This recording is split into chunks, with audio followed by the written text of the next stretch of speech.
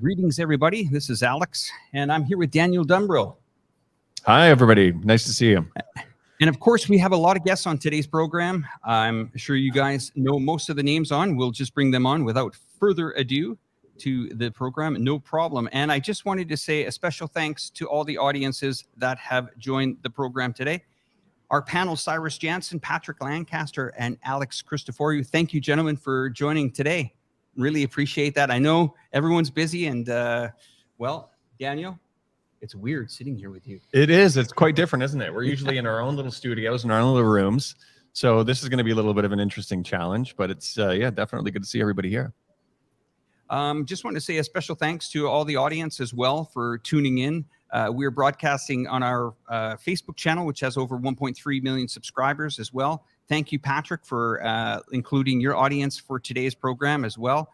We greatly appreciate that. And Alex, for inviting your audience in from the Duran and your channel as well. Greatly appreciated.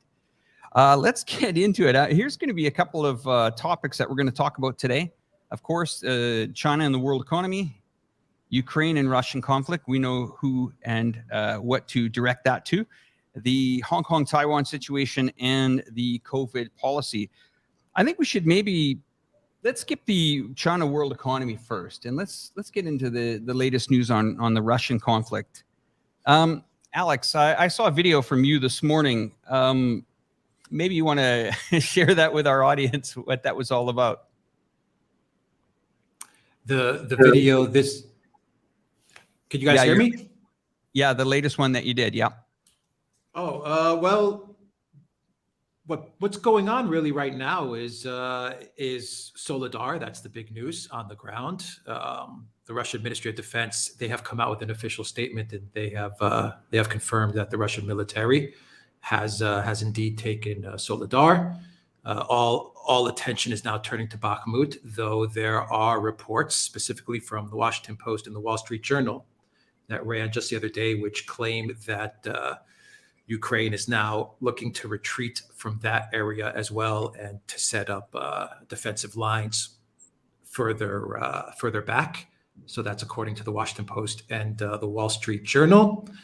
And you have more Russian missile strikes. You had in the morning of Saturday, you had some Russian missile strikes in the morning, which targeted Ukraine energy infrastructure. And later on in the day, you had a very big missile strike of about 100 missiles, if I'm not mistaken, which targeted thermal power plants in Ukraine. So that's pretty much a summary as to where we are in the conflict with regards to Ukraine on the ground.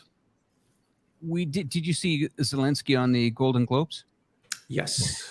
Well, it was a video recording of Zelensky for the Golden Globes. Sean Penn introduced him, and it was a really interesting listening to Sean Penn introduce not only Zelensky but all the situation with regards to color revolutions and regime change operations that have taken place in Afghanistan. He mentioned Afghanistan, and he mentioned a couple of other countries. And then he introduced Zelensky. So it was kind of interesting to listen to Sean Penn give his intro as well. I've got a snippet of it that I will play later for the program, but it was really strange when I was watching the program. Did you see this? I haven't seen it. I know he does a lot of rounds in a lot of places. He was doing the opening for the New York Stock Exchange once, and it was just absolutely bizarre. But I haven't been following this new stuff. He has a very active PR, obviously. Zelensky he was on from the background that he comes from. I'll pull up this clip here if we can get this on the show here, guys. Okay, here we go. A human being who tonight represents that spear's most honed tip.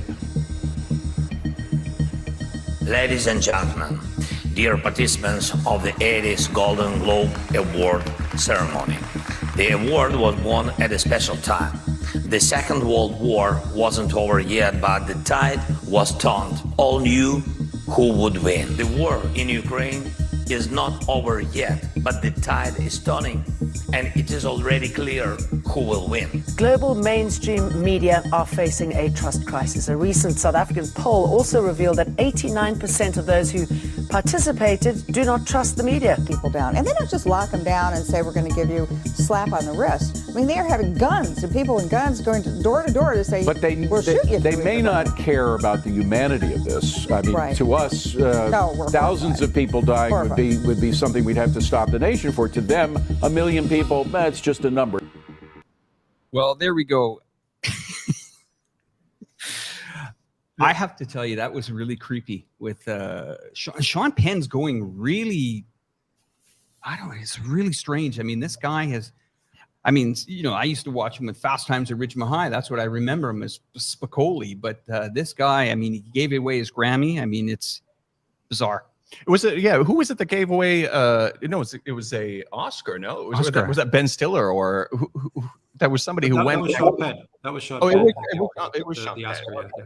That was Sean Yeah, Penn. no, you know, I mean, one of the ways that I got started at YouTubing and vlogging and things like that was talking about the Hong Kong situation. And I knew quite a lot about the Hong Kong situation. I lived there. I had a lot of friends there.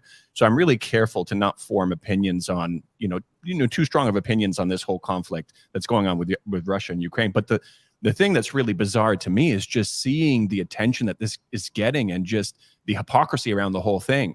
I mean, if you had, you know, some sort of spokespeople that were going out on these media circuits successfully speaking to the public about resisting American occupation and any of the American invasions, I mean, it would be, you know, it would be the same kind of a thing to have that same level of interest. And it's just, I mean, I can get into later on. I want to talk a little bit about what my fascination is with the conflict in terms of the hypocrisy and the double standards. But maybe you want to continue on with the topic a little bit more first. Yeah, I mean, sure. And also just inviting the audience to actually subscribe to all these channels that we've listed below in the description. Great to see you there, Cyrus. Nice to have you here today. Boy, Yeah, it's good to be here. We're making a bet. Is that a green screen or is that your actually house behind you? Yeah, I'm on a green screen right now. This is not my house. Got to be one of the best. Yeah, thank you guys. Yeah, I'm away from my studio right now, but it's good to be here with everybody. Obviously, good to see Patrick again. We did an interview about a year ago, I think. You know, it was really good to get your info on the ground, and I'm just very honored to join this panel. I'm going to let Alex and Patrick. You guys are the main guys that know about Russia, Ukraine. But it is interesting. I mean, I think I'm the only one that's living in America right now. I will mention. I mean, actually, Caitlin Johnstone, who's a great follow on Twitter, she put out a thread yesterday that just documented all of Zelensky's media appearances. It's incredible. I mean, and there's an interesting thing here in America where Noam Chomsky had said, we do not have this free press right now because there is a very large effort of the American media to be blocking anything that, from the Russian side. I'm very much one that I'm not a huge fan of the conflict. I don't really know a lot about it, to be honest. That's why I don't focus my blogs on that specifically. That's why I invited Patrick. I said, hey, why don't you share with my audience what's going on in the ground? But it is a very interesting thing of just how he's being portrayed here in America. But I think a lot of people are really starting to get very fatigued with how many billions of dollars of our tax dollars are being sent there. And also just, you're in a war, but yet you're on the cover of Vogue, you're doing Grammys, Golden Globes. I mean, you're just being paraded about all this American media. It's a very interesting thing that I think a lot of Americans are starting to kind of turn their heads a little bit about. Yeah, I think if I want to, I know that I'm kind of in the same category as you. I'd like people who know a little bit more about the situation to talk about it, but I think it's still interesting from the point of view of us looking at this from the outside, because if I remember correctly, I think you were kind of struggling with the idea of this too, because anti-war is anti-war and you're against all wars. You don't want any conflicts to happen, obviously, but there's a lot of people who empathize a bit with Russia's position. And I think, was that something you were struggling with before too, Cyrus, to say, well, all these people around me, some of my friends and things like that are empathizing with Russia, and this isn't something I'm very comfortable with. Is that something that you went through also? Definitely. And I think the interesting thing is I try to educate myself from both sides. And, I'd listen to like John Mearsheimer, who's been a very outspoken professor at the University of Chicago, who, I think 3 or 4 years ago, very much predicted exactly what was going to happen. I mean, in that YouTube video that he's done, I think he's done over 20 million views now, because he gave a keynote speech at a university saying, Ukraine is going to get wrecked. This is what's going to happen. And it's the United States that is pushing Russia to do this. So I think there's some when you really talk to people that understand this conflict, there is a lot more behind the story. But it's also interesting because we see all of these Ukraine flags everywhere, and a lot of people, they don't understand really what's going on. So again, I'm just one where I want to stay curious, and that's why I really value people like Alex and Patrick to help me better understand the situation. But yeah, I mean, it's a very conflicting one. I'm not a fan of war at any cost. So I'm just hoping for, as we're talking about huge geopolitical events in 2023, I'm hoping for a conclusion to this and hopefully a return back to normal, whatever that means. I'd like to see this conflict end this year. Yeah, for sure. I think, looking at what Patrick Lancaster brings to the table, showing this kind of the other side of the story, also the Duran channel has been really valuable. Also, what I've been, the reason I asked you is because I've always been interested in listening to people who I always saw as saying they were anti-war, anti-imperialist, suddenly empathizing with Russia. And when you look at it, the John Mearsheimer, it's not only him, it's even Biden himself who said many years ago, if we do this, this is what's going to provoke a reaction from Russia. It looked like there were some pretty simple steps to mitigate this risk. I got in a Twitter debate with McFaul. He was the previous U.S. ambassador to Russia. Yes. What's his first name? Michael McFaul? I think it's Michael McFaul. Yeah, Michael McFaul.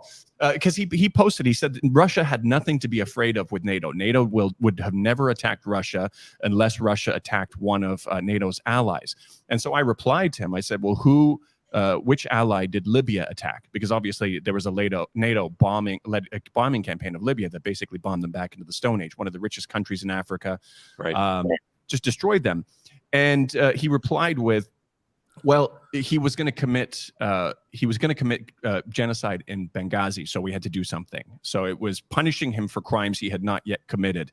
And so I said, so that means that the prerequisite is not that they have to attack a NATO country. It's that you have to come up with a good enough story in order to go in and attack or bomb them. And also Max Blumenthal at the same time chimed in and said, well, actually, there was an independent EU panel that said that was completely, there was no evidence to support that. And after he posted that, McFaul deleted his original reply because it looked a little bit silly after that. But it gives you a kind of a context that Russia was in a situation where they saw, even NATO admitted that they were in Ukraine since 2014 training forces. What do? Do they wait until they get to their border, this organization that has already proven itself to be an aggressive organization, and wait until the point it's absolutely too late? So from an anti-imperialist, anti-war perspective, I think a lot of people are looking at it from the point of view saying that this would be an expansion of American empire. It would be the end of any chance of any multipolarity of multiple players in the market. And I think obviously Cyrus, you also know a little bit more about China, and we're seeing that in action with China going into these countries and waiving loans and doing all these kinds of infrastructure projects that all of a sudden have the West competing with them. Correct. They have all of a sudden the West competing with them. I mean, everybody at the end of the day is looking out for their own interests. I remember there's a book, what is it called? The Economic Hitman. Yes. Yeah, right. And so the author, when he was in an interview on Valuetainment, he was talking about he has very close relationships with Latin American leaders. And they said, we know China's after our resources also. But the difference is when we deal with them, they're not going to come in and assassinate our leaders. So at least there's some other options there. So from somebody who doesn't know much about the conflict, I think it's just a valuable perspective in terms of somebody sitting on the sidelines and understanding why people are empathizing with the Russian side, not necessarily agreeing with them or supporting them, but empathizing with the position. But that's maybe going a little bit too much. Maybe we should hear from people who actually analyze the conflict a little bit more in detail. I mean, my concern is, not only this war, but these countries that are, getting in so much debt. Okay, let's look at how much America has spent. 100 million. Like, Cyrus, this does affect you, even though it doesn't. You know what I mean? Like, this is directly hitting the American taxpayer. $100 billion. Yeah, 100%. I think a lot of people are, like I mentioned, I think there is a big sentiment in America right now of questioning where these funds are going, and we see a lot of struggles here inside of this country. And a lot of people are, wanting a resolution to this. And I think, but again, it's what we see very common. I mean, most Americans just have zero clue about geopolitics, world events. I mean, they just really don't understand, and unless you're actively seeking out that information, you're not going to be in the know. I'm curious to hear from Patrick. You know, Patrick, you and I sat down, I don't know, about 10, 11 months ago, you know, really discussing, you know, this conflict. And it's good to see you on screen again. I'd like to get your perspective, you know, and kind of share with the audience, you know, some updates on what you've been doing and kind of from your viewpoint, since you're literally on the ground. Well, I think the most important thing, obviously, right now is what's going to happen right now. Things are definitely changing because of the weather. That's the most important thing on the ground, is the fact that the ground has frozen now and things are getting a lot more harsh for the soldiers themselves on the front line, but also getting easier for a lot of the equipment to operate and a lot of the equipment to come from mainland Russia into Donbass. For several months, they've been very bogged down with the mud and just the swamp-like atmosphere along the front lines. But now things are changing, so the soldiers are expecting, and they've been expecting for the last month, a big push from the Russian side into Ukrainian-controlled territory. Now, as Alex mentioned, we were seeing that the tide changing in Soledar and Artyomsk or Bakhmut. And soon it seems Russian forces, and particularly Wagner, are going to be taking more control for the Russian side there. And there's really a lot of questions what's going to happen. I mean, it's such a boiling pot right now, between all the way south to Kherson and up to the Kharkov region. Even for me, it's hard to decide which area I'm going to be going to, because there's just so many possibilities of things to develop very, very soon, and having a lot of things turning. Because, I mean, it's true, we all see this. 10 months ago, everyone expected Russia to be done in a week or 3 days, as they said. But obviously it's not happening, and there's been a lot of losses. And now people are thinking that something's got to give, and Russia's really got to make some serious gains to show that they still have it. Now, as far as Zelensky is saying, it's clear who the winner is going to be in this war. I think it's always been clear, and it's of course it's clear that the winner in this situation, whatever that win is going to be, that's the one thing that's not clear, is where is the line that Russia is going to draw to say, for them to say, okay, we've won and we've achieved what we wanted to. Now, at first, many people thought that line was going to be going all the way across the Black Sea and controlling the whole coast all the way to Transnistria in Moldova. Now, is that going to be Putin's line now? A lot of things have happened, so maybe not.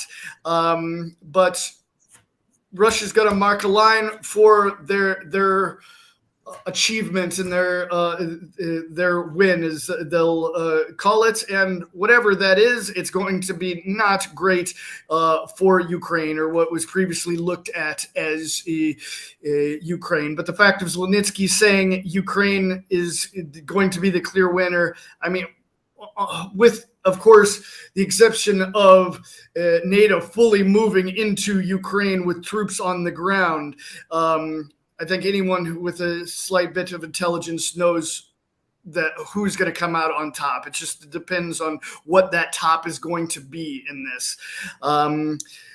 So, as I said, right now I'm just trying to decide exactly which area I'm going to be headed to, because obviously there's a lot going on in Bakhmut and Artyomsk and Soledar. But I'm also thinking about possibly heading up to the Eleanor-Kharkov border to see what the situation is there. But then at any time, the situation can develop into exchanging of territory on the Kherson direction as well. So it's just a matter of time what develops and what is the outcome. But we can definitely say that before this is over, there's no question that everything that Russia recognizes as part of Russia will be under control of Russia. There's no question about that. It just depends on how much farther than that. So Donetsk and Lugansk will be totally under control of Russia, as well as Zaporozhye and Kherson. There's no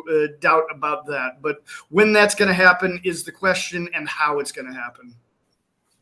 You know, I want to pass this over to Alex. I've seen an incredible amount of footage and reporting coming out of this region. So thank you for that, Patrick. And I've always said that some of the stuff that you're videoing and going out and risking your life for is eventually going to show up in a tribunal. One day, eventually, it will show up in a tribunal. The one thing I wanted to ask you, Alex, I mean, you run a pretty large channel called the Duran with your friend, Alex, as well. I mean, you are the go-to channel pretty much in the world here for information coming out of Russia. I mean, that must come with a fair amount of pressure. And I mean, what kind of made you really focus on Russia? What made us focus on Russia? To be honest, when we started reporting on what's going on in the world, we just set out a goal to be a geopolitical news channel. And much of our reporting early on was actually on Trump and Russiagate and Ukrainegate and all of that stuff that was going on. But even back then, you could see the hatred for Russia being stirred in much the same way that you see a lot of the hatred for China that takes place now as well. You could see all of this this animosity and this targeting of Russia being stirred in the United States way back in 2015, 16. And a lot of that had to do with the elections. Most of it had to do with the elections. It had to do with Hillary Clinton and Russiagate and Trump's Putin stooge and all of these things. But if you go back to that time period, you could see that in much the same way that Cyrus was talking about Mearsheimer, you could see that the United States was moving towards some sort of bad outcome with Russia. Relations between Russia and the United States were in a very bad state in 2016, 2017. And one of the reasons I believe that they went after Trump so hard is because Trump actually, early on in his campaign, he actually said he would like to make relations better between the U.S. and Russia. And that was just, I mean, people just flipped out when they heard that. You know, the neoliberal elite, they just couldn't stomach the thought of some sort of dialogue or relations between Russia and the United States. So, I mean, we focused on Russia because it kind of was the natural progression of where things were going, and we ended up in what eventually was this conflict, this war, this special military operation, and we've been, you know, reporting on it from the context of going back to 2015, 2016, because I don't think you can really understand this conflict between Russia, Ukraine, and Russia and, you know, what people call the collective West, what I like to refer to as the collective West / NATO, until you go back to the Maidan and then you go back to the 2016 election.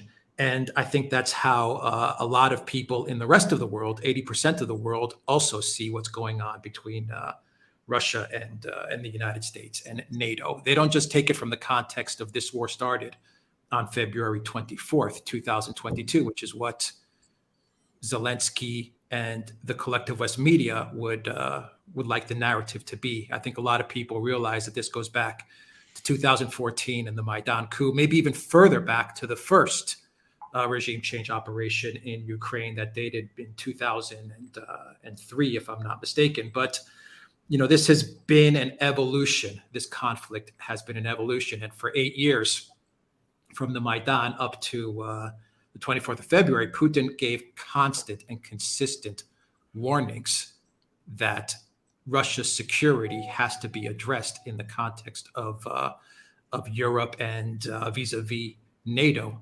Weekly warnings. And to be quite honest, the only thing that Ukraine had to do, and the powers that had controlled Ukraine since the coup. We can't forget that Ukraine was being controlled by a coup government from 2014 onwards.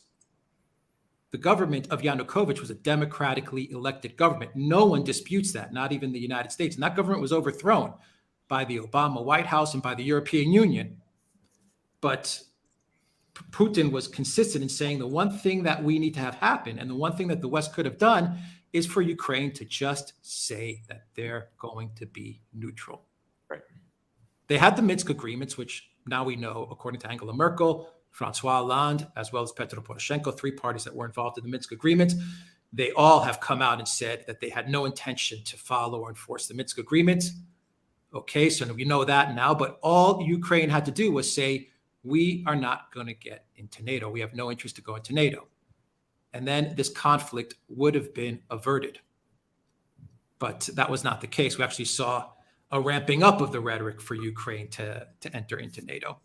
And eventually, I think that the Russian government, they said, okay, we're going to try to force the issue. And that's when they launched a special military operation. And up until the end of March, in my opinion, looking at everything that the Russian military did, they weren't looking to escalate the conflict. They were looking to force Zelensky's hand to enforce the Minsk agreements and to put it into the Ukrainian constitution via some sort of framework or some sort of agreement, international agreement, that Ukraine would become neutral. And that's when you had Boris Johnson flying to Ukraine at the end of March, early April. And that's where, in my opinion, this conflict moved from a conflict between Russia and Ukraine to a conflict between Russia and NATO. So it's kind of a long answer as to how we got into this, but to summarize what I said, this was a natural progression from the 2016 elections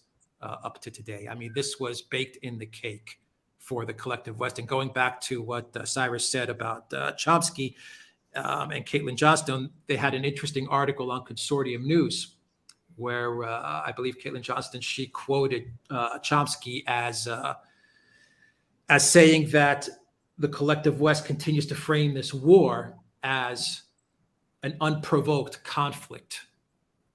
But all the other wars that the United States, that they engaged in, the media never labeled those conflicts unprovoked. And so you can see how they continue to want to poke at the bear. This is something that's not going to end until Russia finally puts its marker down and says, this is where we have to stop this. And to bring this to China, maybe a segue to China, the plan all along, the way I view this is, the plan was Russia first, China next. Absolutely. And I think a lot has changed now because Russia weathered those economic shock and awe sanctions. That's where they thought they were going to get the regime change, and that's where they thought they were going to be able to knock out Russia and then to hone in on China over the next decade. So I think a lot has changed now, but they have no reverse gear. That's my final point. Right. They have no reverse gear, so they're going to continue to move on with this plan. What you said towards the end about China also kind of reminds me of also McFall. He also tweeted something out recently. He said it's a weird comparison he made with Germany, but he said, P.S. like Germany after 1945, a complete defeat of Russian imperialism in 2023 would begin to create the permissive conditions for Russia to finally become a normal European country after the Putin era ends. And so I had retweeted that and made a very similar point to you that by normal, he, of course, means a place with U.S. military bases that will say, thanks, we know you did it for our own good when its cross-border pipelines are blown up, who will help out with efforts to hold China down and who will be more receptive to preserving American hegemony. Because at the end of the day, that's what it's about. And that's what's at risk also. If Russia were to fall, there'd be implications for the world, and the kinds of neocolonialism and U.S. imperialism that's going on would just have free reign. There's a chance for it to be challenged now. And I think that goes back to my point also, why you see some people who are anti-imperialist, anti-war saying, well, hold on a second here. There's a lot at stake here. The hypocrisy with the wars also. You know, a lot of people say, okay, the Iraq war was a mistake because we thought they had weapons of mass destruction. But the point is actually they almost legitimize the idea that even if they did, if they actually did have weapons of mass destruction, if they were right and they had these kinds of terrible weapons above and beyond the ones that they, of course, already bought from the US, or they were producing them, that maybe they would have been justified in doing that. That would have been a security risk, even though this country is all the way on the other side of the world. Now we're talking about a country that's right on the border with Russia that could potentially become a serious threat to Russia. But what I'm more curious about with your coverage and with your reporting is because at least what I found when I was covering Hong Kong, there were a lot of really clearly obvious facts and obvious things that were being ignored in the context of the riots, how civilians were being targeted. The media refused to cover the guy who was lit on fire by the protesters, all this kind of stuff. And also the context also beforehand. What kinds of things were put in place? What did the extradition bill actually say? It was all lied about in the media. But I found that it got to a point that eventually it just became too obvious that we started to see more of a flow of people changing their mind and saying, oh, hold on a second.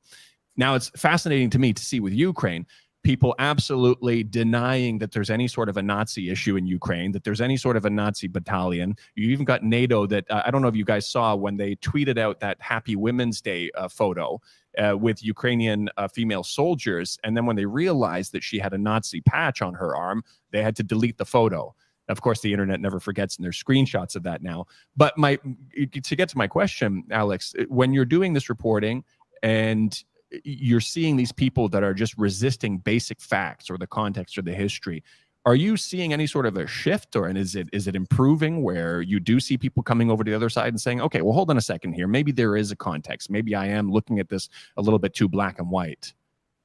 Yes, absolutely. Because now, for a lot of people that are living in Europe or the United States, Canada, etc., they're actually seeing this affect their pocketbooks. I mean, this is hurting their way of living now, because all the money that is being spent in Ukraine, the sanctions, specifically the sanctions, have been a terrible misstep. They've boomeranged back and they've hurt Europe and they've hurt the United States. They've hurt the UK. So now a lot of people are saying, wait a minute. I thought, we were going to knock out Putin. We were going to get into Russia. We were going to get all the resources, all the oil, and everything would go back to normal. But that's not the case. Everyone thought that Russia was this country masquerading, this gas station masquerading as a country. That famous phrase that people say, the GDP of Russia is the size of the state of Delaware or stuff like that. And that's not the case. And so a lot of people are now starting to look into things and say, this wasn't as easy as they were telling us it was going to be, and Russia is not as weak as they were telling us it was.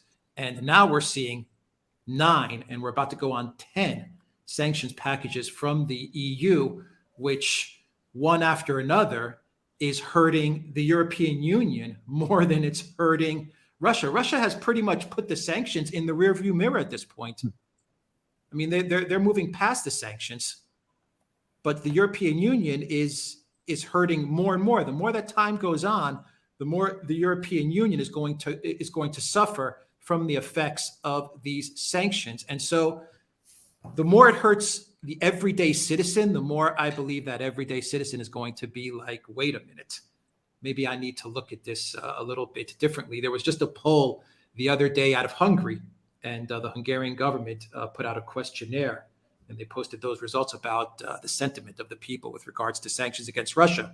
And 97% of Hungarians actually said that the sanctions are a complete and utter failure, and this needs to stop. That's an interesting point. Patrick, this is for you. I'm not sure. Have you ever read the Minsk Agreement? I haven't, no. Okay, well, here's number 8. Okay, and this will tell you that this whole agreement had really it wasn't going anywhere. But here it says, definition of full resumption of social economic ties, okay, including social transfers such as pensions, payments, and other payments, incomes, and revenue, timely payments of all utility bills in reinstating taxation.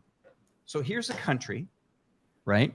Here's a country that has basically said, all right, in 2014, 2015, we're going to shut your water off. We're going to shut your electricity off. We're going to shut your banking system off and use our military against our own civilians. And that's right in that agreement right there, that they cut everybody off, blew up the airport while they were at it. And when I'm seeing that type of stuff in print, it says to me, this was never in good faith. This was a straight line, as you were saying, Alex, that it's Russia first. And I think this is going to be a game plan for China. That's my honest feeling. A game plan for China? What do you mean in that way? I think, you know, the NGOs, we know how honest and great most of them are. You've seen what happened in Hong Kong. Right. You know, and Patrick, you and I have talked about this before, right? Because Patrick and I don't see eye to eye on this one, but I honestly feel that they're going to try to find something with Taiwan here and to try to really make it, you know, aggressive. The media is trying to do it as aggressive as possible. Airplanes, you know, flying over, China is poking them, you know. Are we about to witness another Ukraine situation? Yeah, I mean, that is the risk, isn't it? I mean, that's when you saw with Nancy Pelosi's visit and the rhetoric around that, it did look like they were trying to provoke something. And it was kind of, everybody was expecting that there was going to be a big reaction to that. And finally there wasn't. I mean, I really liked what was happening before these provocations were happening. Relations between Taiwan and the mainland were continually improving. Flights between the two sides were increasing. Business was increasing. People were doing cross-strait business. And then suddenly just things started going downhill. Actually, around the Hong Kong protests also, it was used as a catalyst also. A lot of media was put into Taiwan about what was going on, all of the same disinformation. But that is a fear about continuing this. I mean, I think that's one of the problems with having the military-industrial complex involved so closely with the government. I mean, what is it? What were the statistics from a few years ago? It costs an average of $12 million to become a senator. And these are corporate sponsorships that come in to help them run their campaigns and things like that. This isn't charity. They want a return on that investment. And it was Eisenhower who said in his farewell speech that one of the biggest threats to American democracy was the military-industrial complex. And when you see the CEO of Raytheon going on and saying to his investors in their earnings calls, saying, we see some increased tensions in the Asia-Pacific region, and this could create a really big profit potential for us. And then these same military-industrial complex companies are funding think tanks like ASPI in Australia, Australian Strategic Policy Institute, to post China threat stories. So they're funded to post China threat stories. And finally, if they do provoke a reaction or they do provoke something, the sponsors of these narratives are going to win. I mean, it's all designed where we're in a really risky situation here where potentially something definitely could happen. Yeah, I mean, the media machine is huge. I mean, Cyrus, in the United States, all you're hearing is potential war in Taiwan. What are you hearing down there? Yeah, thanks, guys. You know, it's an interesting situation because I wanted to kind of go back first to the Russia-Ukraine conflict. And you know, I've got a lot of friends on the ground in China. And as you guys know, I mean, most Chinese actually are very pro-Russian, you know, from that perspective, because they feel if, you know, Russia first, then China's next. And I think what we're seeing here is, I mean, you know, this is what I spend my channel on, is trying to be a bit more of a balanced American media source, you know, trying to fill in this gap. And there's just so much of this fear from China, you know, that is said every day in our media here. And absolutely, I think one of the interesting things that you see with Nancy Pelosi going to Taiwan, some of the best analysts that said this, and I'm talking even, you know, I've actually been listening to some think tanks from the U.S. trying to, you know, some China-based some U.S. think tanks that really focus on China, based in Washington, D.C., obviously have a very strong U.S. government, you know, stance. But even some of the experts in there had said, you know, there was no purpose for Nancy Pelosi to go to Taiwan. You know, essentially, she knew that her term was coming up as the Speaker of the House. She basically wanted to stick it to China, is what one of the analysts had said. And there was a very interesting point when I read that, because she knew what she was doing. She had one last shot to kind of take a shot at China. She did it. But there was really no benefit from her going there. And actually, there's a big story that many people aren't talking about, and that's that, the Taiwanese president, Tsai Ing-wen, she lost her election. And this is something that has not been mentioned one time in Western media, most specifically American media. And the issue was that I found very interesting is that, you kind of see this rhetoric here in America where we're saying like, Taiwanese people are living in fear every day, that, they absolutely want independence, they absolutely need a strong relationship with America. And the reason that Tsai Ing-wen lost that election in Taiwan is because people said, you're not focusing on the real issues inside of Taiwan, right? Like you're so focused on getting closer to America. You're so focused on, for example, bringing Pelosi over here. But what about our local issues here?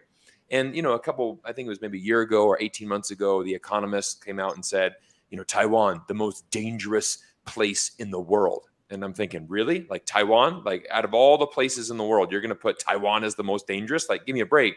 And then I, would watch some other media stories where, and these would be in Chinese, and they'd go and interview, like a noodle shop owner. And it's like, are you living every day in fear that China's going to bomb you? And it's like, yeah, I've been kind of hearing this for like 40 years. Like, no, I'm just going to be selling my noodles. We're living happy here in Taiwan. Taiwan's a great place. Love it here. It's just kind of it is what it is. And so there's this huge disconnect that we see. And again, I think that Tsai Ing-wen lost that election because she, brought over Pelosi. And again, people were protesting outside of her hotel. I think she's in the Grand Hyatt right in Taipei. People are protesting outside of that hotel. Like, we don't want you here. Get out of here. Stop provoking things. We do not want you here. That would never be shown on American media, right? You will never see that there was protests against there. They paid Mike Pompeo, I think, that was disclosed. I think they paid him $350,000 to come over, give about a 25-minute speech. And, and again, so this is what Tsai Ing-wen is doing. All right, let's get Pelosi over. Let's get Pompeo over. Let's kind of preach this thing. Meanwhile, it's like, what do you do? Like, Taiwanese people are like, well, what about our local issues here? We got a lot of local issues we need to focus on. You're not doing that. And guess what? It cost her the election. And then again, that's something you don't hear at all in Western media, most specifically American media.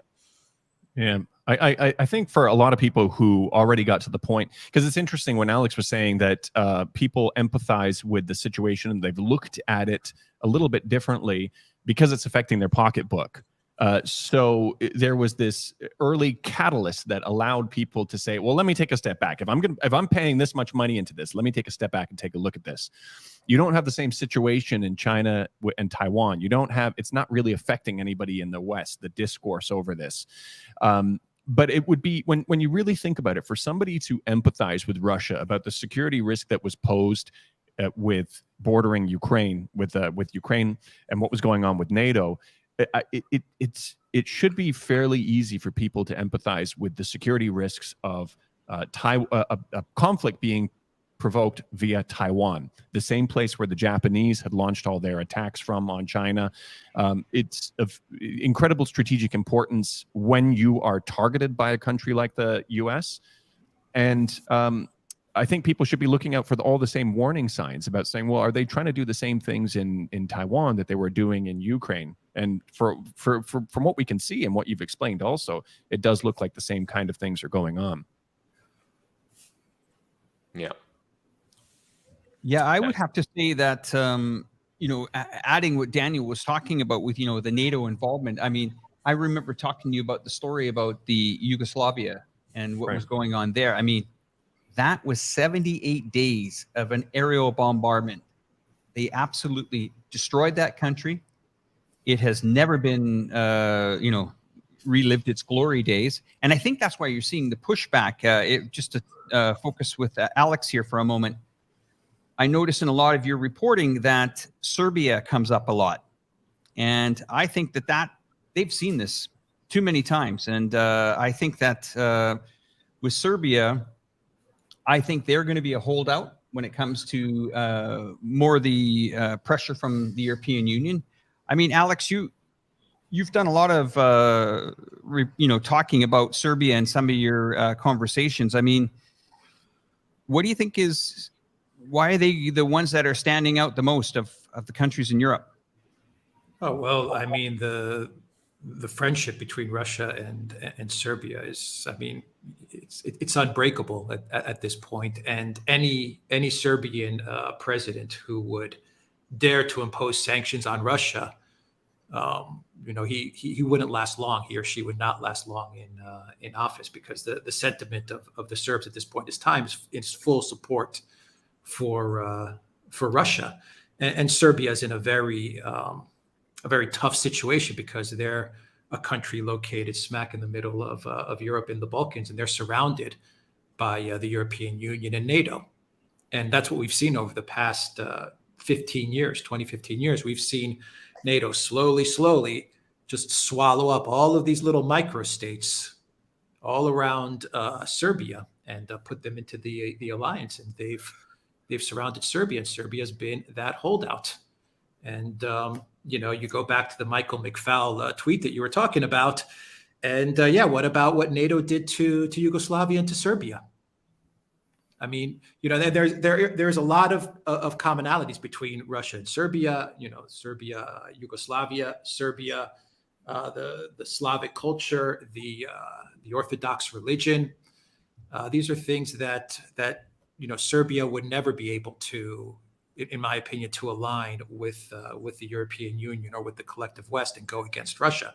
And this is really bothering the EU and NATO.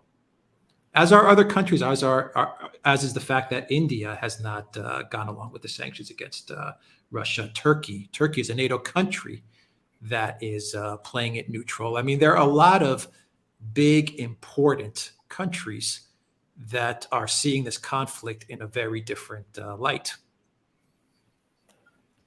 Yeah, I think that's where the importance of channels like yours come through, because you're not seeing that come through in the Western media. I mean, a lot of this stuff just doesn't get reported. I think that's probably one of the reasons why RT was banned also. They had their YouTube channels and everything like that geo-blocked. And I've always said, if China had the ability to tell their story, their side of the story, as well as Russia does, because Russia puts out some pretty good programs, and they really are pretty good at breaking down the situation.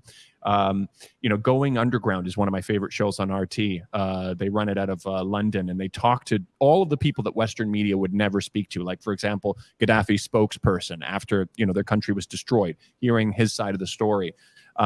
But I mean, that's where, do you ever feel there's a risk? I mean, do you set up, do you guys, I know I talked to Patrick about this before, but do you set up backups, and do you always have it at the back of your mind that any moment you could be censored because you're telling the side of the story that is deliberately being suppressed in the media? Everyone can get censored for all kinds of stories nowadays. I mean, not even political stories. So I think, you try to be on as many platforms as you can, and you back up whatever you can. And I mean, at the end of the day, you have to report what you feel is the truth. But I mean, this, the censorship, it goes past politics. I mean, you get called, as I'm sure everyone on this panel does every now and then, you can get called a Putin troll, a Russian shill, a Chinese troll, a communist, all of these things. You hear these things nonstop. But it doesn't change the reality of the situation. I mean, they can call you all the names that they want to call you, but it doesn't change the fact that the situation is as it is. And we've got a conflict right now in Ukraine. Tensions are high in China, and we need to engage in some sort of discourse and try to explain things from the other side, or from a side that isn't so partisan to the narrative coming out from the collective West. So, I mean, can you get censored? Sure, but look at everything that Elon Musk is releasing. All of the stories that we thought that they were telling us were true, like the Russian bot story on Twitter, we're now finding out was all a bunch of lies. There were no Russian bots. Lies. Right, but there was a huge State Department initiative to curate stories and censor people on Twitter. Sure, and they were pressuring Twitter, and they were pressuring Twitter. So, and then that was coming from senators, from congressmen, from Adam Schiff, from all of these people that were pressuring Twitter to say, no, you are going to make a statement and say that there are Russian bots that are pushing these hashtags. And Twitter's like, there are no Russian bots. Right. We're seeing our data. There's no such thing, but they had to push the narrative. And this is where I get worried, because what you see in China, the sentiment in the West with regards to China, whatever however you may see their government and what they're doing, the demonization of a country eventually over years and over decades can lead to conflict, and eventually does. And everything that you saw with Russia, you are seeing with China. People forget that Zelensky, when he ran for president, he ran on a platform of enforcing the Minsk agreements. And that's why the Ukrainians voted for him. The minute he got into office, everything changed. Everything changed. You know, so even at a time where you could see Taiwan and China, they may have had relations may have been getting better for a time period. And then Nancy Pelosi makes her trip, and all of a sudden, everything goes in a completely different direction. So this is why we have to be very vigilant and very careful. Agreed. Right. Yeah. I think, I mean, when you talked about censoring also, getting back to that topic, you can definitely be censored for almost anything these days, but there's certain things that put you at a greater risk than with other things. And I think, you know, with trying to curate the story on Russia, that was one of them. And I was just, I got tagged in a tweet that was just put out. I'm not sure if she's part of the Ukrainian government, Melania Podolyak. Do you know this? So military, humanitarian, and humanitarian is going to be important to remember.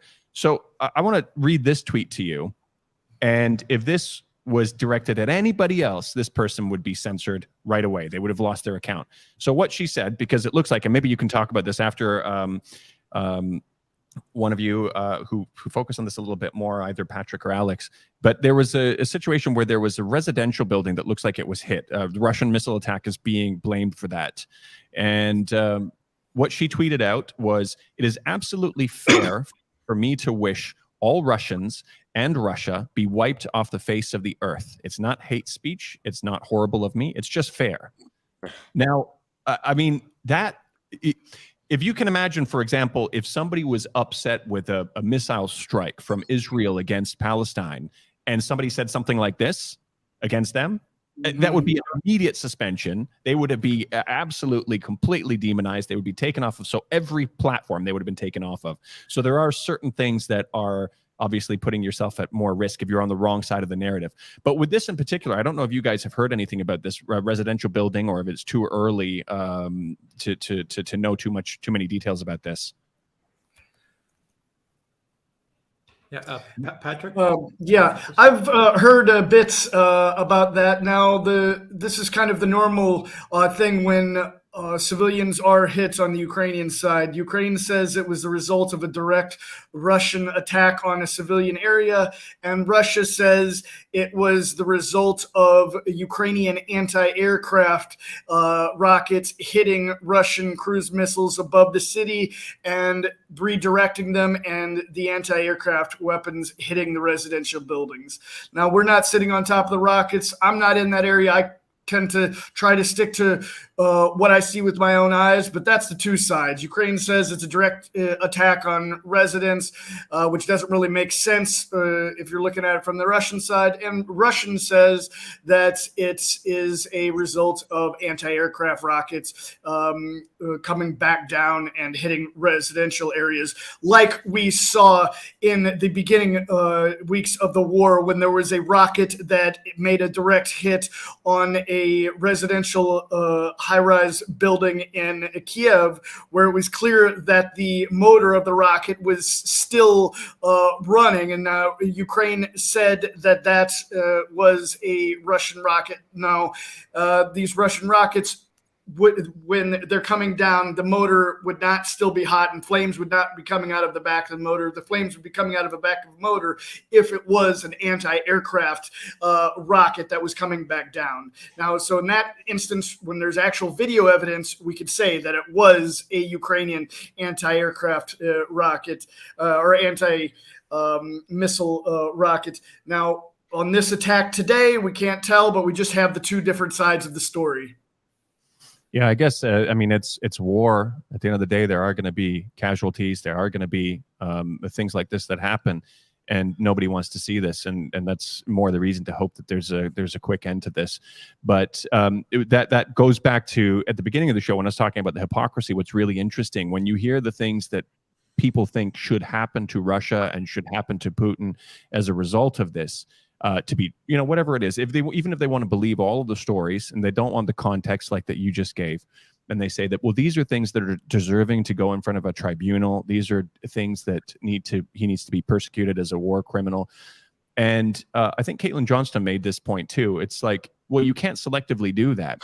If this is what we want to do, then fine, okay, all right. But there's a backlog of people that we've got to deal with.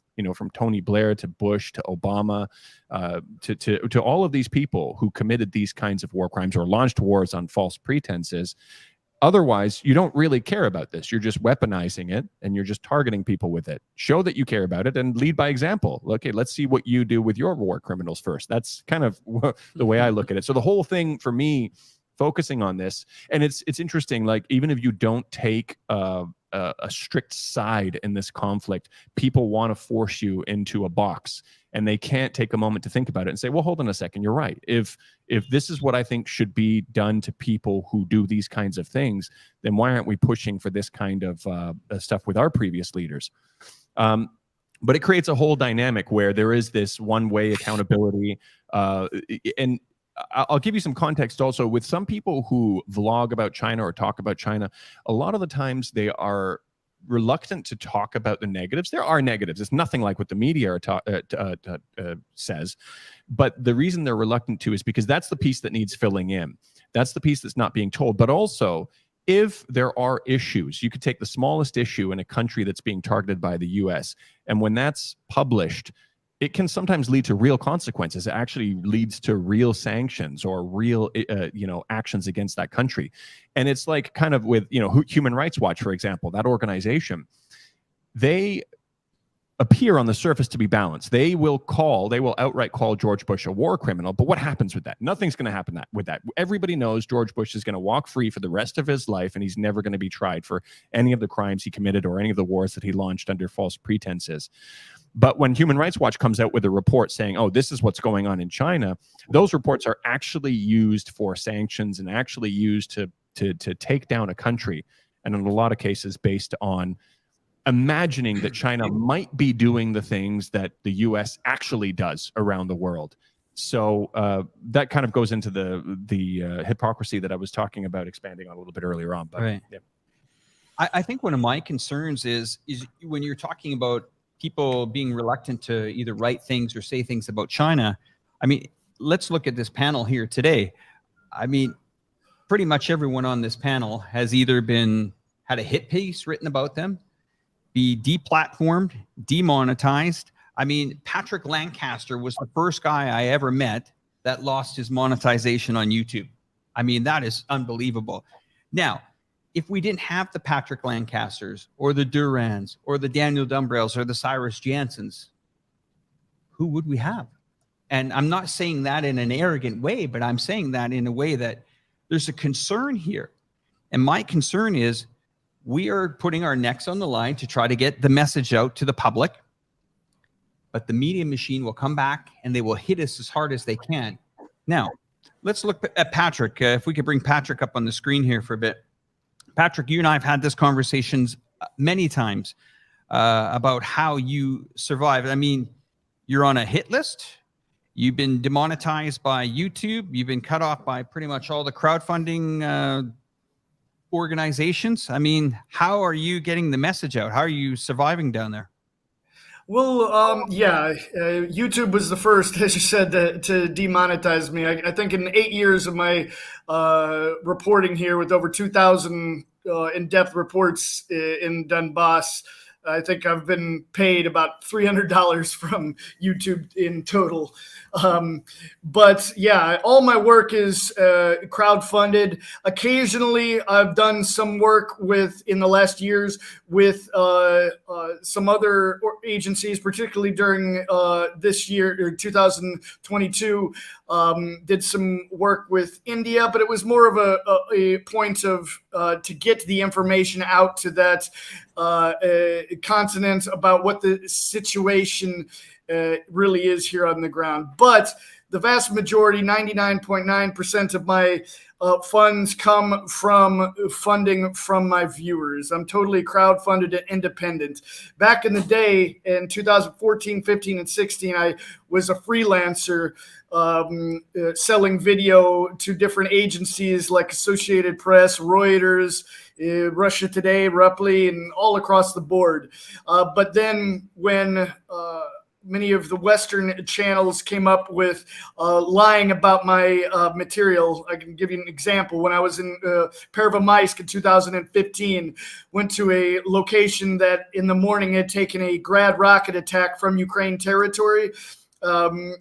I was there filming the aftermath of it because it was a soup kitchen where it was the only place people could come and get fed under shelling. And during that time, there was another attack on the soup kitchen. Everyone ran in the basement, cursing the Ukrainian military, cursing Poroshenko. There's no question who was result of this. The territory was controlled by the LNR, and Ukraine fired on this civilian soup kitchen. And I sold that material, and the Western media straight away turned around and said that it was Lugansk People's Republic forces that fired on a soup kitchen in Pervomaisk. Totally unethical and unsubstantiated, just completely bold-faced lie by the many Western agencies and channels. You can still to this day find this exact clips on YouTube saying that it was the Lugansk People's Republic forces that fired on it, and that you could see how they cut out the parts of the video. You can go to my channel and see how the civilians said that it was Ukraine. Now, this is just one of the many examples of the Western military trying to hide anything that might be negative towards Ukraine. The Western mainstream media, as you all know, will only show the things that the half-truths that are half-truths that are positive for Ukraine, and anything that might be negative for Ukraine or negative or positive for Russia, they conveniently just sweep under the rug. But that's why we're all here to try to stop them from doing that. Let's talk about the mainstream media here. I mean, we've seen a lot of chatter on this big topic, COVID, and this is where I think Cyrus and Daniel are really going to come in here and, give us your opinions on how this transition happened, where we went from a dynamic zero COVID policy to we're open 100%. I mean, Cyrus, let's hear. Yeah, Alex, first, I just want to kind of comment on this on censorship, because there's one thing I want people to know. I'm joining on the board with two fellow Canadians. Obviously, Daniel and yourself are both Canadian. I lived in Vancouver, Canada, the last 5 years. My entire family, my wife and 3 children, all Canadian citizens as well. The interesting thing that I want people to understand is that there is a tremendous amount of censorship going on in the West. There's a bill right now on the Canadian Parliament called Bill C11. You can Google that and do a little bit of research on that. But that essentially what the Canadian government and Justin Trudeau is trying to do right now is they're trying to pass a bill that essentially would allow the Canadian government to restrict and control any independent source of media inside of Canada, which would primarily be YouTubers. What that means is that any YouTube channel would have to then go under exactly the same rules and regulations that, for example, Canadian media, if you're looking at the CBC or, whatever Canadian media that is.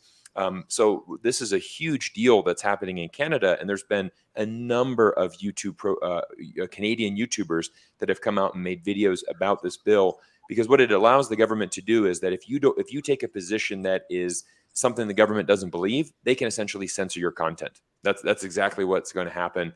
And they won't censor it, that they're going to block it, but they're going to have the power to essentially move that down. You won't be able to find that on YouTube. It'll still be on YouTube, but you just won't be able to search for it. You won't be able to find it as easily. And it's a method of censorship. So I want people to understand that, because this is a big thing that's happening. And I have friends that, for example, in Canada right now, if you speak out anything against the COVID vaccine, you risk it being deplatformed. That's a huge thing in Canada. I know friends that have been very much outspoken. They've had their Instagram accounts suspended. They've been demonetized just for saying, look, I want to prioritize my health and I want to go exercise. I don't believe in the vaccine. Immediately suspended. And so there is that narrative. There's definitely, the West, they want to censor as much as they can. They want to control that narrative. And now answering your question about, zero COVID, it's an interesting one. And I'll kind of lead it off with this interesting one where you see a lot of times, I mean, for what I've heard in America the last 6 months since I've relocated back to the US, everyone has been slamming China. The zero COVID, the dynamic zero COVID, it's draconian. People, many outspoken Chinese critics have said, this has nothing to do with health. This is all about Xi Jinping locking down his control. Zero COVID is going to continue for the next 5 years because, all it is about is just control. And just watch this. they're never going to pivot. Obviously, a couple weeks after that, China pivots, they reopen. Then the whole narrative's flipped. Well, this is so irresponsible from China's government. Can't believe that they're not keeping their people safe. And I'm just like, well, shit. I mean, excuse me, my French. They can't win. It's a damn if you do, damn if you don't. And that's a really, there's always, that's kind of the position I see China always in, is that no matter what they do, they're going to get slammed, from the West. And this is a classic example. Yeah, I think with the censorship, it's quite interesting. Obviously they used different mechanisms before to try to silence people. I saw a lot of people reporting on Russia in Ukraine, kind of showing a lot of the I can't remember the exact names, but some people were sanctioned. There were British citizens who were doing reporting in Ukraine and Russia who had their bank accounts seized, or there was a German reporter also who was saying the wrong things and had I think it was her bank accounts that were seized. You get onto different lists also. All sorts of people come out of the woodwork to try to discredit you. I remember CBC, when they interviewed me, a Canadian state broadcaster, they interviewed me for about 30 minutes. I think it was about 30 minutes about the situation in China. And the accusations in Xinjiang. And I gave them factual information. I gave them references. I gave them things they could look up.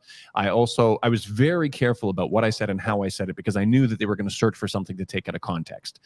And they just what ended up happening. Actually, what's interesting too is I told them, I said, one of the things also is you got to look at where these narratives are coming from. A lot of them are coming from U.S. State Department funded think tanks. And I said the most famous one is ASPI, Australian Strategic Policy Institute. I said the media continually uses them, uncritically pushing them, because the premise of the piece was they were looking for Chinese state sponsored influencers, and they thought I was a Chinese state sponsored influencer.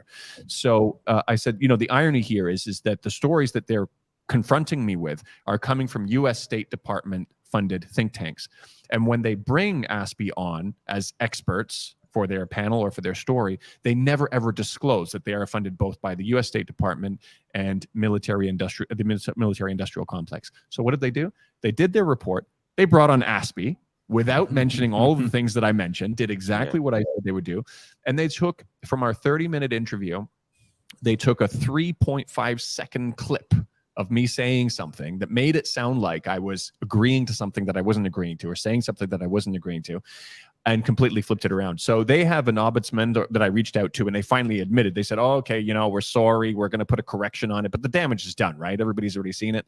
Yeah, and no one watches corrections. It's going to go in their corrections page. And they said, everywhere the video lives will have this thing that Daniel didn't actually say that. This is actually what he said. And he said, everywhere the video lives or is published, we will put that correction underneath it, a little asterisk. But they actually were still selling that clip to news aggregators, and a New Zealand media outlet posted it, and it showed up without the correction also. So they just don't care. I mean, they do these different things to kind of silence people. So this just seems like the next kind of step in this entire thing. With COVID-0, it was quite interesting too, because obviously there were protests also. that happened across China. I covered that on my channel. There were different catalysts that weren't necessarily related to COVID zero, but there was a lot of built up frustration about it. I mean, it was, after a few years of living under COVID zero, especially when you get caught up in quarantines, it's pretty tolling. There was a really large understanding on the ground for it before. A lot of people were very proud for the first 1 or even 2 years, because there weren't really too many disruptions in the first couple of years. You had the occasional lockdowns in different places, but people were actually kind of proud, when they say that, they asked me, oh, have you been back to Canada? And I said, no. And they said, what's the COVID situation like there? I said, yeah, it's, there's a lot of COVID. I said, this is pretty much the safest place to be in terms of COVID. And they were very proud of that. They were very happy of that.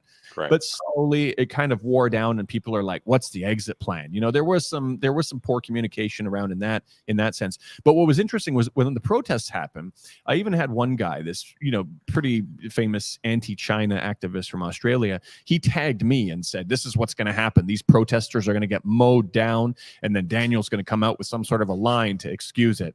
And I said, you know what? I replied, I said, what's going to happen is when and if this crackdown, this brutal crackdown that you think is going to happen doesn't happen, because that's what you're hoping for. I mean, in Hong Kong, we were all like, this is the same thing when the Hong Kong protests were happening. They're like, they're going to send in the tanks. They're going to send in the tanks. And after a year and a half of violent riots with Molotov cocktails, police officers being stabbed, acid burned, they didn't even kill a single protester. The only death was at the hand of the protesters. But these China watchers, they were desperate for the tanks to be sent in so that their preconceptions about China would be proved. So what I said to that guy was, I said, no, what's going to happen is when and if this massive crackdown doesn't happen, and when and if they actually start relaxing their COVID policies as a response of these protests, you're not going to reflect on that.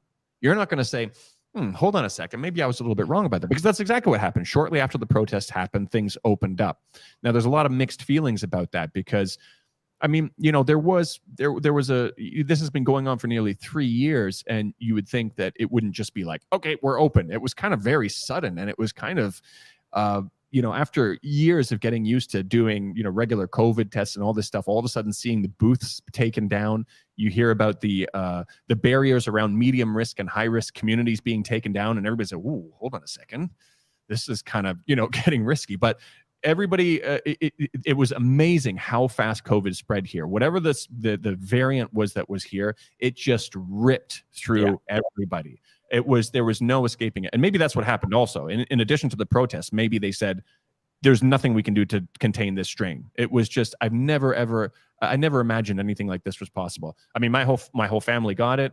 It was only one intense day. And for our younger kids, it was actually no problem. But the thing is, the way that they opened up, the way that it was handled was, it was sudden. It felt like it could have been done a little bit better. Pharmacies could have been known in advance that they needed to stock up on medicines and stuff like that. So I think it could have been done better. But I kind of have the same situation that when people asked me before about my opinion on COVID zero, I said there's a lot to appreciate about it and there's a lot to hate about it. But I'm just glad I'm not in the position that I have to make these decisions, because inevitably, if they had just opened it up right from the beginning in the situation that China was in with the low number of ICU beds to population, way lower compared to a lot of other countries, there would have been a lot more people that died now. Now, there's people saying that a lot of people are dying now. I think it's a little bit overblown, the numbers. I mean, to know somebody who died, it's not unheard of, but it's not as common as you would think it is with the way that they're trying to portray this. But I don't try to debunk those, or I don't try to say, well, because of that's what was expected. I mean, finally, when China does open up, there are going to be deaths, but I don't think it's on the scale that the Western media is trying to paint it out to be. But it is interesting, like you said, Cyrus, how it all of a sudden went to, oh, how irresponsible, or how terrible China is for having these controls in place, and then how irresponsible they are for removing them. So it's a bit, I've kind of mixed feelings about it, but I agree with you generally that absolutely, no matter what China did, it would have never been good enough for Western media, and they would have always found a way to spin it in their own negative way. Yeah, and that's what we see from the West in China, and that's why I think it's important. You have to be more objective and realistic about China. I mean, China's government released 60,000 people have died, from COVID. And the interesting thing is, you look at the numbers, there's actually, quite a lot. I mean, I think the average age was over 80. I think 80.1, I believe, is the number of the average age of death there. So it's certainly affecting, as you would imagine, the elderly, most of whom who do have underlying health conditions. We saw that data very similar coming out of Hong Kong. When Hong Kong opened up, they had a huge surge of deaths. There's, I think, around 60,000 people died. But it was amazing statistic. It was something like 95% were over the age of 75, and all of those people had underlying health conditions. So I think that's where also, as we know, China's economy has been, hammered by these policies, and it's at a point where it's like, hey, we're 3 years into this. The only group that's really at a big risk right now is going to be the elderly. So we're going to launch a campaign that's going to try to get them vaccinated. Even CNN, in a rare moment of truth, had said, look, actually China's vaccine, if you get 3 doses, is exactly the same level of efficacy as 2 doses of the Moderna. So there's a big thing, saying like, oh, China doesn't have mRNA, they have inferior technology. Meanwhile, we see that even CNN had said, look, if you have 3 doses, it's exactly the same level. So the Chinese vaccines work. And again, it's more that elderly population. My whole family got COVID as well. Daniel and I, we both have young children, but it was the young children. Basically zero. They had nothing. They were completely fine. So I think it's good, for China to open, and I think it was actually very positive. I made a video talking about the protests in China and saying this is actually a good thing, because number one, it shows you that protests do exist in China. We have this illusion in the West that, if you ever speak out, immediately tanks are going to be coming down the streets and you're going to go to jail, you're going to be executed.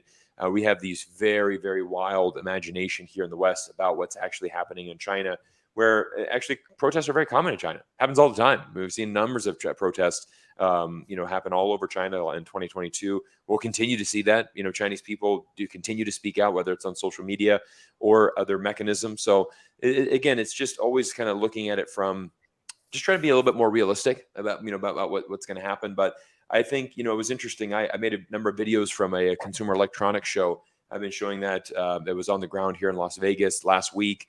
There was a lot of energy from a lot of people that I met. There was over 112,000 people in attendance. A lot of Chinese companies there. Over 150 companies came in from mainland China. A lot of Chinese people on the ground. And a lot of people were happy because it was the first time in 3 years that this consumer electronics show met. And as you can imagine, it's a tech show. So, China has a big presence here. So I think I'm very optimistic for the future. I think 2023 is going to be a good year of reopening. Obviously, the border's now open. And I think, we can move forward, and China is going to continue to play its role in our world economy. Cyrus, I wanted to ask you, we're seeing our local economy here rebound. I think in our last year, we only had a 2% GDP growth, and that was last year. Right. And we're expecting it to recover to 6% here locally here in Chongqing.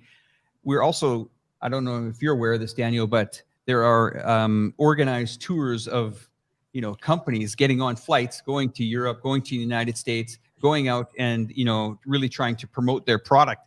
We're really seeing that here. I've noticed even here in the local economy. I think it was 2 nights ago, I was in the city center. Yep. I couldn't walk.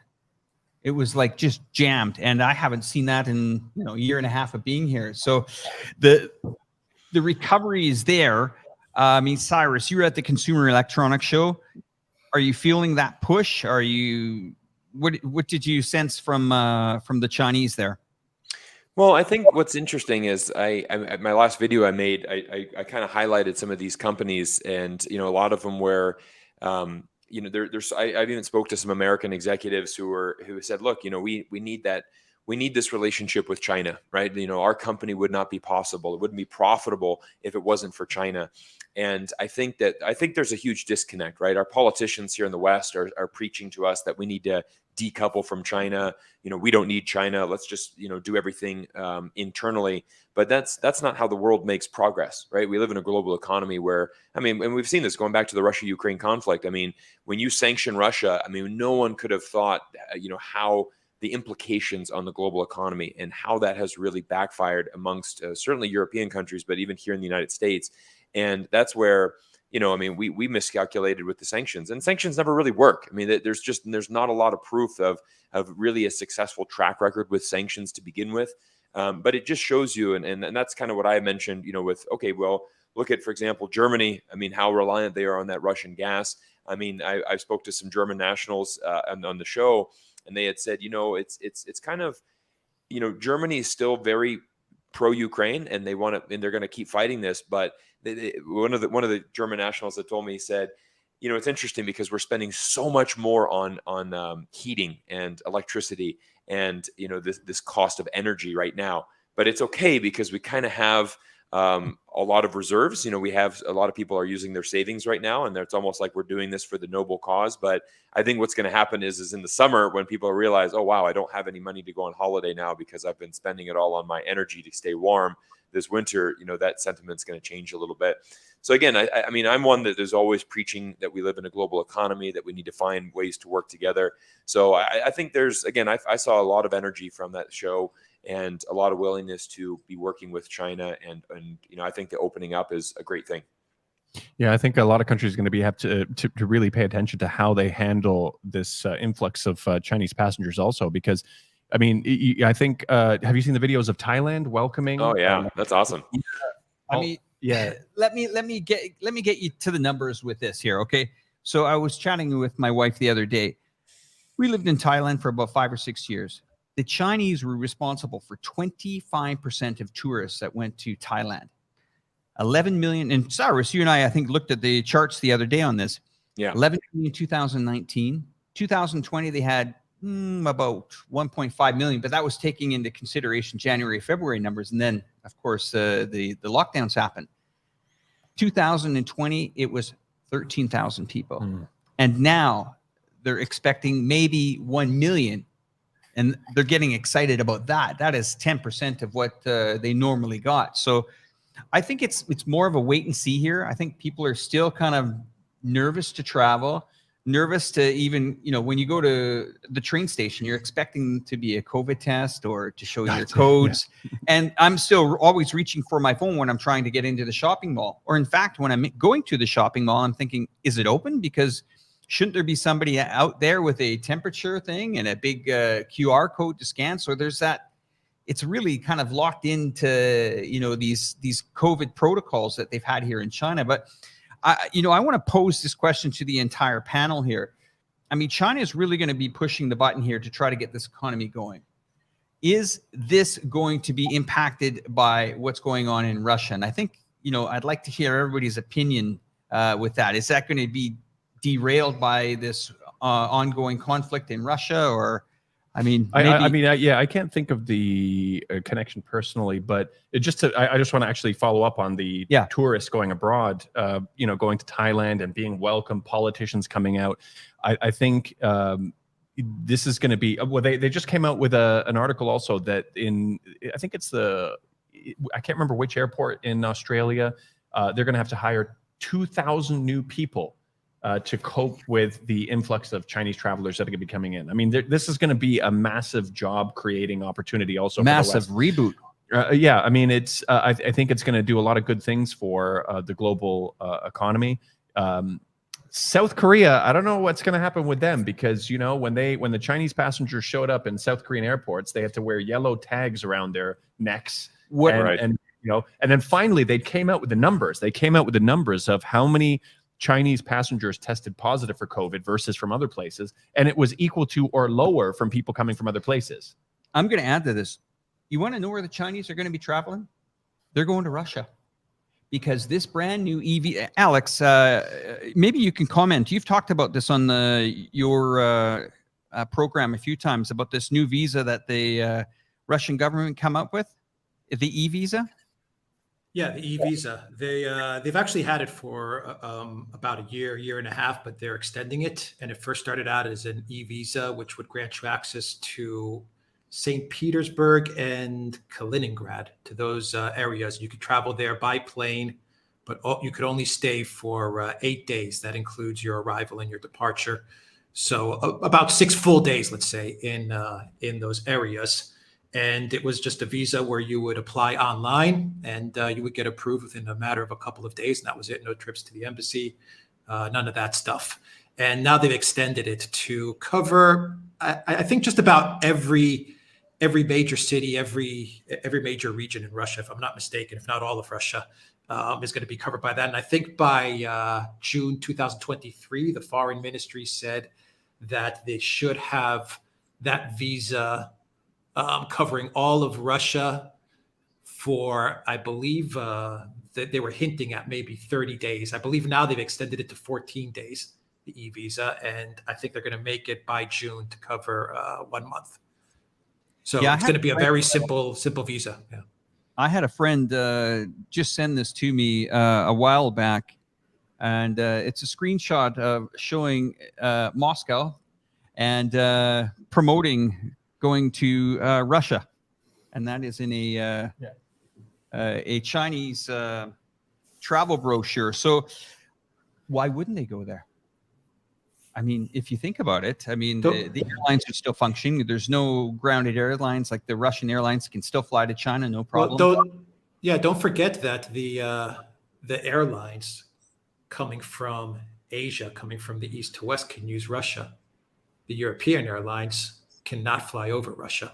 Remember, this is the EU did this. The EU did this. Russia did not do this. The EU did this, and Russia reciprocated. So that's going to that's going to affect a lot of the European airlines. They're not going to be able to cross over Russia to fulfill trips and destinations to Asia. They're going to have to figure out ways to go around, if that's even possible. While the Asian airlines, they can travel through Russia, through Russian airspace. I mean, Patrick, your thoughts? I mean, you have any thoughts on China? I know you and I have had a discussion, a few of them, about it, but your thoughts? Well, I think as far as China and even China and Taiwan goes, I think I'm going to have to more or less reserve my opinions till I'm able to get there on the ground and to check it out. And I'm actually very interested to arrive and just kind of talk to the locals on both sides if possible. But as we know, it's not always possible to do that on both sides of every conflict. So we'll have to see how it goes. But I'm definitely interested in getting a lot more on the ground information on the situation so I can more form my own opinions on it, better informed. I think it's quite interesting that the way you answered that. I mean, you and Cyrus had an amazing live stream. I believe it was probably 6 to 8 months ago, one of the most popular videos on Cyrus's channel. And I remember calling Cyrus saying, Cyrus, you got to listen to this guy. He's on the ground. And Cyrus is like, yeah, sure, man. Yeah, let's go. Let's get him on the show. And you guys chatted about it. And it was interesting because your experience that you shared there in the Donbass and what you told Cyrus, I mean, it was like 2 weeks later, Cyrus was, I'm not saying completely 180, but he was open to hearing it and to understanding it. And the audience was wanting to really, that's why it's one of the most popular videos. But once again, I think there should be almost a reboot on this live stream between you two again, to maybe have that discussion about, Taiwan, because Cyrus, you've really covered this subject a lot. Yeah, absolutely.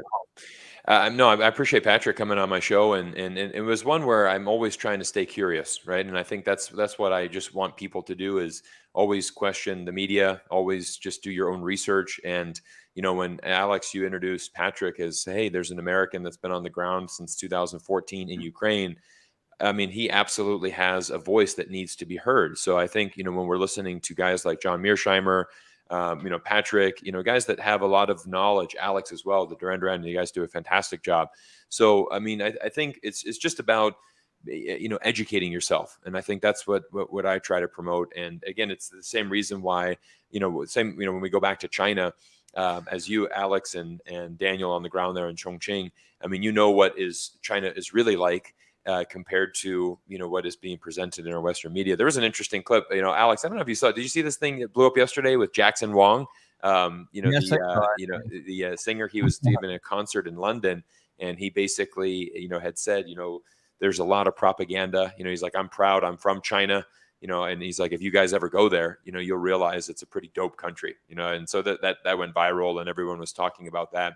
So again, it's just, it's very different, right? I mean, I've brought so many friends from the United States to China, when I was living in Shanghai. And, it's always that perception of what you think China's like. And then, wow, I get to the ground and it's very different than what's being presented in our media. And I will say that I've actually been very happy to come back to the United States, because I feel there's a lot of work that I can do on the ground here. And I've got to be honest, in 6 months being back, I mean, I've talked to so many people. I show everybody my YouTube channel. I talk to people very openly about China. And I've always had very positive interactions. People are genuinely very curious, because the reality is most Americans know absolutely nothing. They're just like, oh, I thought China's an evil place, and then I'm like, no, let me just kind of give you a little bit more perspective. And so, that's a positive thing that, that I'm seeing right now. Yeah, they use it's the psychology of social proof to make it seem like most people think this, in order to kind of guide people towards thinking, oh, well, if most people think this, I should think this too. But actually, they're not really set in their opinions. I think it was either NATO's official Twitter account, or it was somebody. They released a video also saying that the world stands with Ukraine, and they had these images of protesters all around the world from every single country saying, we stand with Ukraine, with these Ukrainian flags.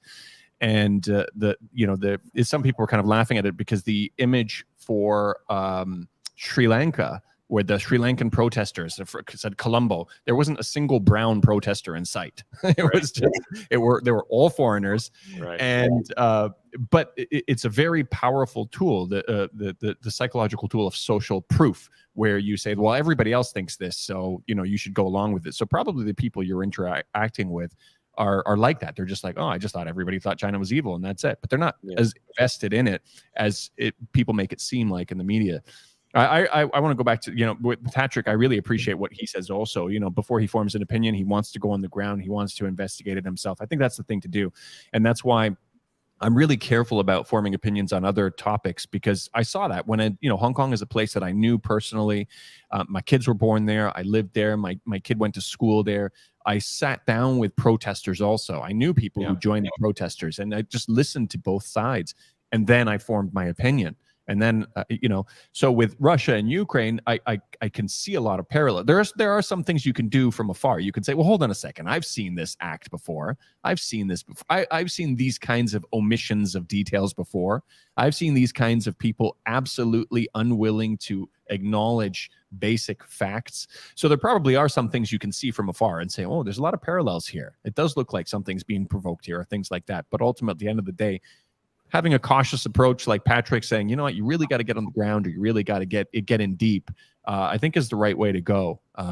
Or, listen to people who have been there too. And I think that's a great thing that you're doing, is actually talking to people on the ground. And I think I agree with you. That's a great place to be, to actually talk to people and say, hey guys, no, actually you kind of got it wrong. At the end of the day, it could even be that's the kind of conversation and the kind of discourse that could prevent wars also. I mean, I know that sounds pretty grandiose, but that's exactly what's happening. What we were talking about earlier, when you see an enemy continually being demonized like this, or somebody who's a supposed enemy, what comes next. I can't remember what the phrase was. It was, there was a phrase, something along the lines of, before you engage your enemy, you must first demonize them. Otherwise, how are you going to sleep with yourself at night? Right. You have to tell them that they're these terrible people that are doing terrible things, and something needs to be done about it. And no matter how many times afterwards, whether it's with Iraq or Libya or whatever, you say, oops, it turns out we were wrong. It's amazing how many times those same things and those same playbooks can be recycled over and over and over again with very, very minimal change required. And so something needs to be done with people having these conversations with people saying, guys, no, actually, you know what, you're being led down the wrong path here, or, consider the other side of the story. Well, Patrick, I know you're a family man, and your whole family and wife is from Donetsk, and children. I just wanted to say thank you. I know that you have the children coming home soon, so I just wanted to tell you, all of us here on the show, your reporting is absolutely tremendous. We understand on a daily basis that you risk your life. And really, my heart goes out to you. And there's not a day that goes by that We appreciate everything that you do. And maybe you'd like to say goodbye to the audience before you head out? Yeah. Unfortunately, got to kind of head out now. As you said, my family's coming home now, and tonight will actually be our last night together for quite a while. Tomorrow, I'm headed back to the front, and it's going to be making a big trip across, hopefully, all the fronts. Going to decide exactly which area to start in tomorrow, whether it's going to be the Soledar area or possibly thinking about going up north to Kharkov, as I had said, the LNR-Kharkov border, and then hopefully work our way all the way down to the Kherson area, just showing all the information that's not being shown by the Western mainstream media, or as much of it as we can. Yeah, that's just the way it is, and I wish all you guys the best. Thanks a lot for having me on, guys, and hope to see you, Alex, soon. It'll be great, and all the best to everyone. Good Take to care, see Pat. you. Thanks for your work. Stay safe, Patrick. Right. Thanks for your work too, guys. Thank you. Cheers. Gentlemen, so let's do the last segment of the show here, and we'll wrap up things. I'm going to hand the microphone over to Dan. Actually, Cyrus first, and then we'll pivot to Daniel, then back to Alex, and then I'll wrap it up. So, Cyrus, China.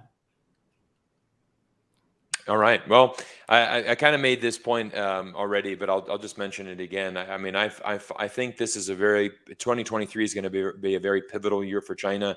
I'm very encouraged by the government that they've moved away from, zero COVID, that they have indeed started opening up again. I think that we're going to see, this is important for China. I mean, it's important for the economy that they made this move, but I think it's also important for our relations with China, because I'm one for more dialogue. It's very difficult, for example, when the United States president is not on the ground in China, right? Like, our president should be going to Beijing. They should be sitting down, having dialogue. And that's something that a lot of leaders were not able to do because of the zero COVID policy. Now that things are opening up again, I'm very optimistic that that's going to improve relations, because we're going to have more dialogue and more communication. But I think what I've learned, one thing here, being in the United States and going to trade shows and talking with a lot of people on the ground, there's a really interesting thing is when you talk to actual businessmen, and so many of them really understand this global economy. They understand how connected we are to China, and that's why I tend to focus a little bit more on the business side. And we're never going to see eye to eye, whether it's our government policies or our beliefs in the type of government, things like that. There's always going to be differences between the U.S. and China, but we have been building an economic relationship for well over 50 years, and I think it's important we continue to do that. And again, I'm optimistic for 2023 that we can improve that. Well, thanks for that, and we'll go to Daniel. Yeah, I mean, the same kinds of things. I'm pretty optimistic about what's in store for China also. COVID zero was quite a journey. There's probably some people that have a little bit of PTSD from it, because it was, it was a long time going. And to be honest, to be a little bit more kind of balanced, I think there was a lot of goodwill that was built up in China after the Hong Kong situation. When the Hong Kong situation happened, a lot of people in China all of a sudden started seeing, and even in Hong Kong also, started seeing their government quite a bit different. People who weren't necessarily very pro-China or anti-China all of a sudden became very positive about China. With mainland, it was because, one of the things, I guess it's like with the Russia conflict, there was a catalyst for people in Europe and in the West where it's hurting their pocketbook. So all of a sudden they're like, well, let me look at this a little bit more critically. And people in China, mainlanders, were targeted during the 2019 protests. And it was amazing to see how people could be radicalized to turn on their own people.